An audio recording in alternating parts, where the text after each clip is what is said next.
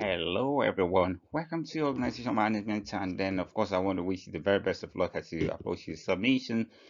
This week, I just thought, given the wide questions I've received from you all and also colleagues who are also teaching on the module, as the module leader, let me put together a short video explaining all you need to know in the second assessment to provide that extra support relating to your submission as the submission on the 30th of April. So, and I hope that you find it useful.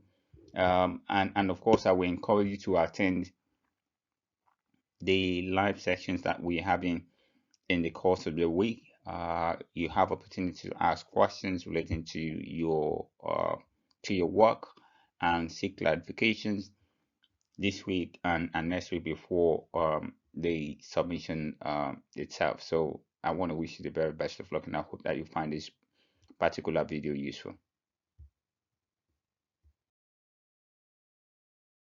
So what I really want to cover today is on getting you to understand the second assessment brief and also a bit of advice on the assessment itself and some question and answers as well on how to achieve a higher grade and look at what makes a good answers as well. So and this is what I will try as much as possible to cover today. As you have seen, so it is an exams replacement assessment. So it's not a traditional essay, it's an essay type of assessment, but bear in mind that it's an exams replacement assessment. So it is 1,250 words. So, and the word content are located in each of the questions. Is what 40% of the mark and is due 30th of April 2021, 11:59 a.m. So you should take that into consideration, and then of course we expect to return that in email. So what we expect that you should answer your questions in essay format in terms of that is the general instructions. So like if a number of you have seen the questions already, I believe everyone has seen the questions. It's a case problem, and there are two main questions there. The first question is what 60% of the mark, and the second is what 40% of the mark. The focus of the assessment is on some of the lectures we deliver from week 2015 to 25, and then of course some of the things we will be looking at. The topics has been taught already, but we're really interested in how you're able to apply some of these concepts that have been taught in the module to the case organization. So we try as much as possible to allow some form of freedom and allow you to go and research a bit of around the topic itself and apply it to the case. So this is the number one questions I got. I received an email, I think a couple of emails from you. It says, "Oh, is the case organization, is it real?" We have used the name, so we have discussed the name. So now is the answer to that question. So it's a fictitious name. So do I need additional information about the case organization? The simple answer is no. There's no need to obtain additional information about the case organization that you see in the questions. So you only need to work with the information you've been provided with. So that's all you need to do. And I got these questions as well. So how should I structure my answers? So we recommend that you write your answers in essay format, and then you can write in third person. That's what we recommend. And the other questions I received, how many references should I use?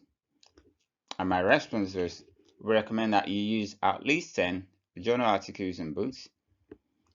Bear in mind, this is not an indication of marked or grade, but we recommend that you use at least maybe 10 empirical articles or books. And then, of course, you should understand that the examiners will really be interested in how you've used the evidence, not just populate your work with citations, but how you've used the evidence. So at this stage, I just want to talk briefly around how do I achieve a higher grade. And my first tips here, my first takeaway is to apply the concepts of the topics that have been taught in the model.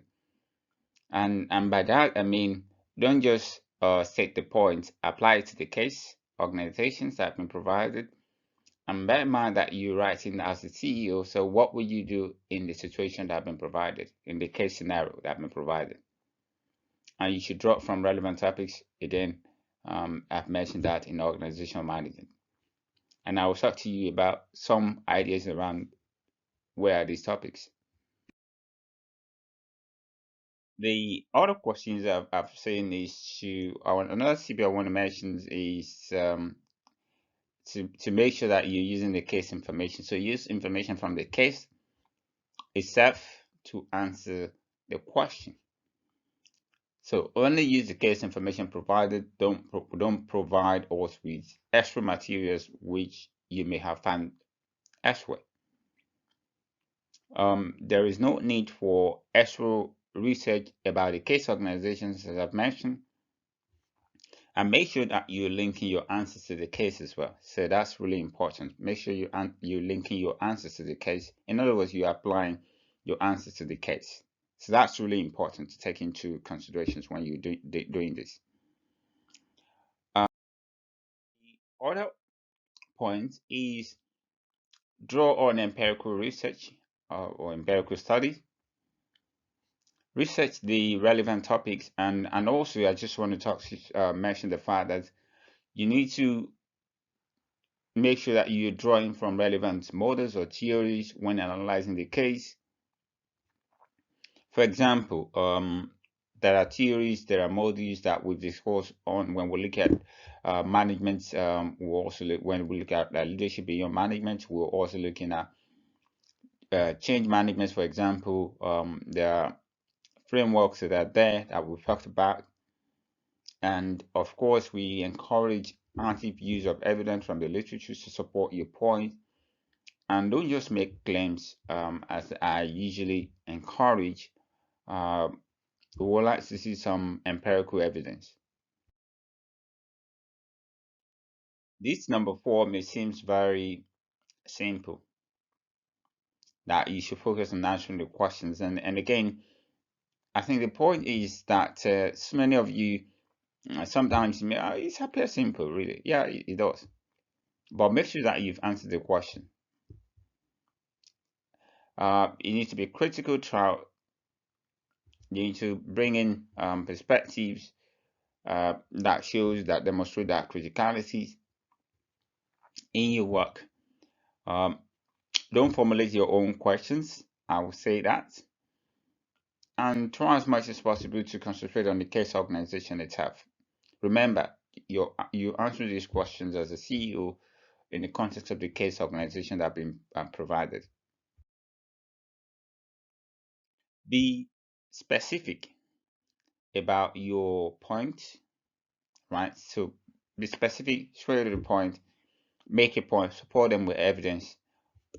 Again, going back to the ideas around using the case information, that's really important. And apply the theories or ideas that we've looked at in this particular model. So that's something that I will re-emphasize again.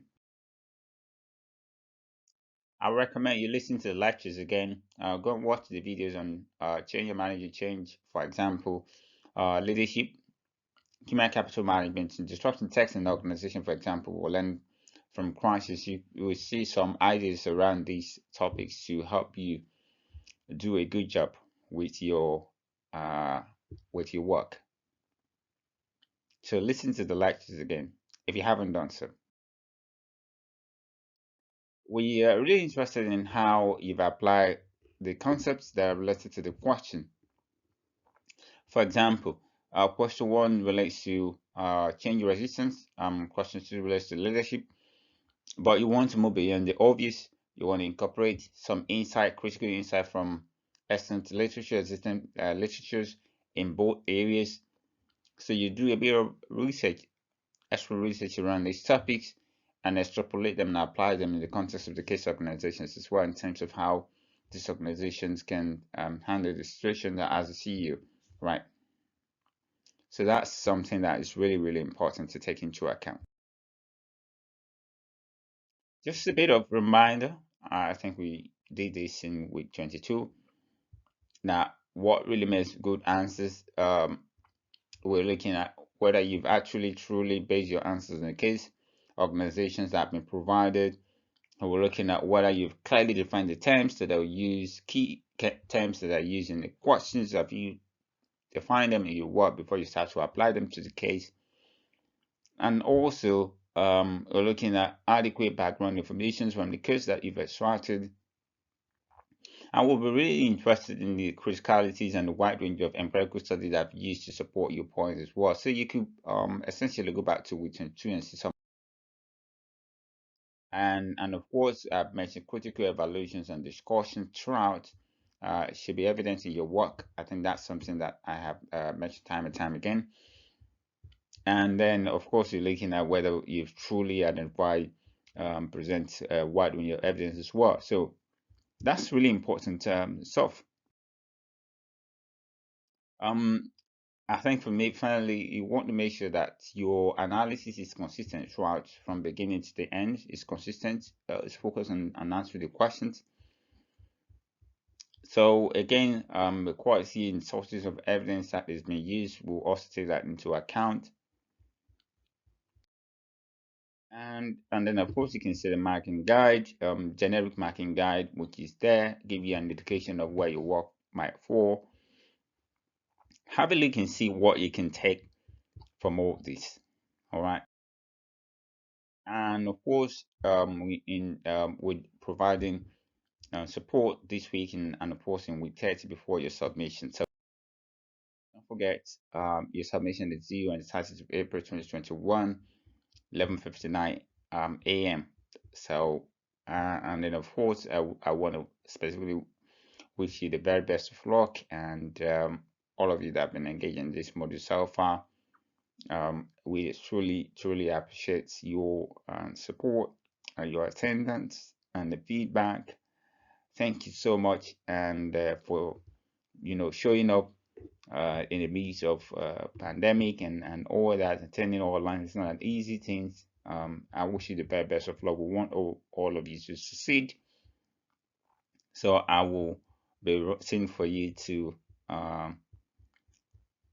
be excellent and get the best out of this particular model.